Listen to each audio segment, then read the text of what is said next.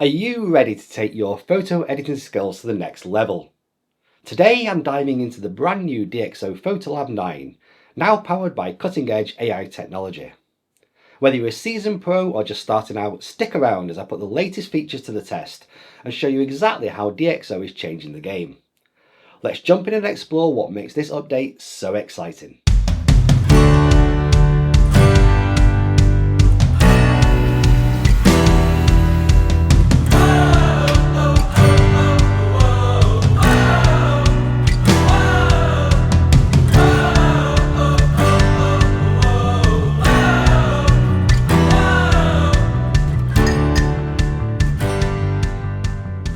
Hi, my name is Rich Dyson from Edinburgh Photography Workshop, and this is Coffee Break Photography. DxO's PhotoLab is the core editing software in the range of photography products offered by this innovative French company. It's kind of a challenger to Adobe Lightroom, but with one significant difference. Lightroom and other similar tools often use the concept of a catalogue, where photos are imported into the program and any changes you make to either metadata or when you're editing are written into the catalogue. You can see this in action on my video, Lightroom Day 1 Setting Up for Success. PhotoLab just uses the image files that are stored on your hard drive, and that can make getting started so much easier. However, for me, it also needs you to have a good strategy for where you store your photos as you load them off your camera and onto your computer. This is the 9th iteration of PhotoLab, and the biggest change is the introduction of AI to the editing process. You may have seen the launch video for DxO's Nick Collection Suite back in May, where they used the power of Photoshop's AI capability to enhance the editing process. Well, now it's been built into the software, and DxO has its own proprietary AI helping to speed up the editing process. Before I head into the software to show you the changes to PhotoLab, I would love to hear what you think about the increased use of AI in editing. Add a comment down here and let's get a conversation going. Okay, let's head to the DxO PhotoLab 9. I want to start off by showing how we can select certain parts of the photo using local adjustments. Okay, so here's our first image. This is a shopping centre in the middle of Edinburgh called the St James Quarter. What I'm going to do is just apply some very quick simple changes to the PhotoLab 9 product by hitting OK for DxO Smart Lighting and OK for DxO Clearview Plus. And you see, without actually doing anything other than using the default settings on DxO, we've already got quite an improved image, and you can see the change from start to finish by looking at the start is on the left, finish on the right. So we're going to start using the new tools in terms of the local adjustments. So click on the little icon up here. And what I'm going to do is to tell it we want to use local adjustments. And I've got this tool selected down here, which is a selection tool. So if I click on the wall, you can see it's included that as a selection. Click on there and you can see that's now added as a mask over here. So we've selected the wall. If I want to add into this side as well, just hold the shift key down, click on there, and you can see that's now been added to the mask. And if I hover over any of the editing tools, we can see that we can now edit these tools. I can change the highlights, I can change any of these settings below here, and that applies to both elements of this mask together. Okay, so that's one really good way of adding that into there. You can see that the selection has included parts of the windows. But what if we want to exclude these elements of the selection? Well, that's simple enough. Okay, so to remove elements from a mask, what we're going to do is make sure that the mask is still selected up here. And I'm now going to hover over the window and click on the Option or the Alt key for Windows users. And that then removes that element from the mask. So if I hover over any area now with the mask, you can see that's been excluded. So I can do the same with these windows on the right hand side. Take that out, and I think this window here was also selected. So now you can see the mask has done a really good selection, taking out all those, and again I can just apply any changes to those areas using the tools on the right hand side. So far we've been selecting elements in the pictures by hovering over and letting the software determine where the selection will take place. DxO has made it even smarter with the introduction of AI tools. We'll stay in the local adjustments part of the editing, but this time we're going to use predefined masks driven by artificial intelligence. Let's use this photo of a performer at the Edinburgh Fringe. I'm going to go into the local adjustments tool, and this time I'm going to come down to this little box on the bottom, which has got like a little shape of a person. Click on people, and that's going to go away and analyse the image, and it's going to identify, doing a fairly good job, the person that's in this image. So again, I can apply any of the changes to the image by clicking over here. So increasing the highlights, for instance, it's going to just brighten up the face a little. And it's also brightening up the hair, it's brightening up the body as well. So what if I wanted to just apply an edit to just the face? Well, just click on the icon down here, and you can see we have an icon for faces. Again, it's going to go away, and it's done a really good job of selecting the face. It's included a little bit of the neck area, and you can see there's a few hairs also been chosen in here. But it's done a pretty good job. So I'm quite happy with this as a selection. Well, that's great. We have a single subject, but you'll note that it says people and not person. So let's try out the selections using more than one person. Again, we have 3 performers at the Edinburgh Fringe Festival. Okay, so here's our second image from the Edinburgh Festival. Click on the local adjustments again, and we're going to use the option people. And this time you can see it's going to go away, and it's going to select all 3 of the people. And it's done a really good job. Yeah, if you look, we've got all the complexity of all the different types of clothing that's being worn, but it's excluded the drum from the subject. So again, that's done a really good job.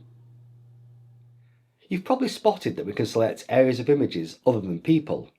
In this iteration, we are able to select skies, subjects, backgrounds, animals, flowers, and vehicles. When I'm doing these reviews, I'll always tell you if I'm being given something for free. I never take a payment for reviewing a product. I have been given a preview copy of PhotoLab 9, but if I want to keep using it, then I'll need to buy it. I'll only recommend a product if I think I would spend my money on it. So let's see how effective the AI selections really are. Let's start with this shot looking across the Edinburgh skyline from Carlton Hill. So here's the image. You can see that I've applied the DxO Clearview Plus and DxO Smart Lighting to this photograph. And we're going to go to the local adjustments tool, and this time we're going to take the option Sky. So it goes away, and you can see this is quite a complex sky here. We've got various different hills and mountains, and if I zoom in to the shot, you can see it's done a really good job of selecting those hills. There's a tiny bit of space, it's lost a little bit. You can see that's not been included in the selection, and this area inside the 2 columns has also been excluded. But I think that's a pretty good job, and it's certainly as good as anything I've seen from other areas. There's a tiny little bit in that area that's also not been selected. What if we've created a local adjustment and we want to apply that to a similar image? No problem, you can apply these settings very easily. So I'm going to start with this picture where we've already applied the mask to the sky. I'm going to come up to the top and take the image menu, and we're going to copy the correction settings that have been applied to this image. And the new image I'm going to apply is this one, which was taken just before we had a huge rainstorm come in and basically stopped me shooting for about 10-15 minutes while the rain passed over. We're going to go back up to the image menu, and we're going to paste correction settings, and we have 4 options. We can paste all correction settings, paste the selected corrections so you can determine which of the different options we've changed have been in there, or just paste the local adjustments. And if I'm choosing this time paste local adjustments, it's going to go away to that same selection of the sky, and it's going to apply that based upon the new areas we've got here. Took a little bit of time. Now there is a little bit of a problem here. This should go away, and it should apply the changes based upon the areas which have been selected by AI. But you can probably see it. I'll zoom into these two pictures. You can see that the areas which were selected really well last time haven't been applied. And if I come into the monument, the Douglas Stewart monument, you can see it's not done a great job of selecting. So it appears that it's more almost copied the areas that were selected in the last image and just applied those into here. So this is something that definitely needs to be looked at and needs to be thought about how you can apply a local adjustment that's been copied from one image and applying the same AI changes. I think you can see the sky selections are pretty good, but there is some room for improvement. I'm going to really push the software to the limit with this next shot. I took this picture of a red panda at Edinburgh Zoo. The animal is pretty clear in the shot, but there are distracting elements of bamboo leaves in front of the shot, and there are also other leaves out of focus in the foreground. Let's give it a go. So I love this image of a red panda. It really shows it as if it's out in the wild despite it being taken in a zoo. And you can see the problems. We've got some bamboo just sticking in front of the panda, and this kind of softer area here is sort of shooting through leaves in the foreground that have just fallen outside of the depth of field. So we get quite a nice bokeh effect, which is framing the red panda in the image. So the first thing I'm going to do is apply the Clearview Plus setting, apply the smart lighting setting. Really nice shot. Go over to local adjustments, and this time I'm going to choose animals. So it should be going away and detecting a very clear animal inside of there. And you can see it's popped up with an error message telling me it can't find anything to match the selection. A little bit disappointing. Let's see whether we can select it as a subject.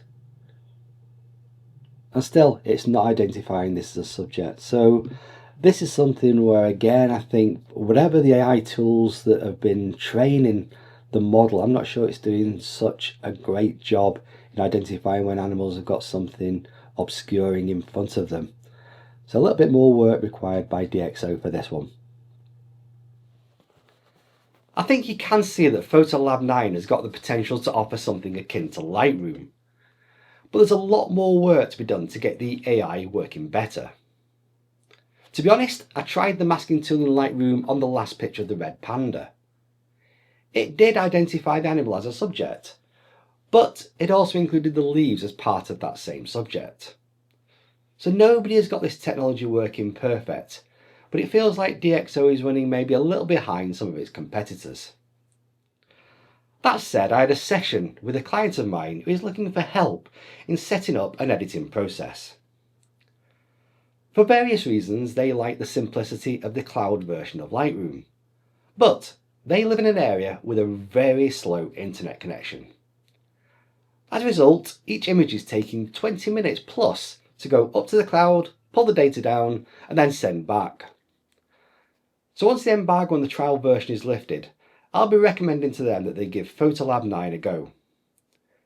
It's a powerful editing tool with some quick shortcuts to getting great results, with the likes of smart lighting, Clearview Plus, and the industry-leading denoising and demosaicing tools that are also built into the DxO PureRAW 5 program.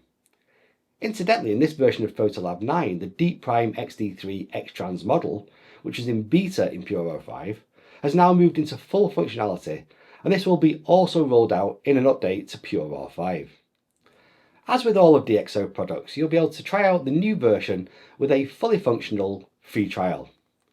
If you want to go ahead and buy as a new customer, it will set you back £219.99 or $239.99 or euro. Upgrading from either PhotoLab 7 or 8 will cost £109.99 in the UK or €119.99 or dollars. I'll add an affiliate link below the video. So what do you think? Is this a good update to the PhotoLab product? Let me know your thoughts below in the comments. Well, thanks so much for joining me today. If you found this video helpful, please don't forget to give it a thumbs up and share it with your fellow photographers. Let's spread the love for great photography tools. And if you want to stay up to date with the latest tips, reviews and exclusive offers, hit the subscribe button to my community. I'd love to hear your thoughts and any questions you have in the comments section below. My name is Rich Dyson from Edinburgh Photography Workshop, and this has been Copy Break Photography. Until next time, keep shooting.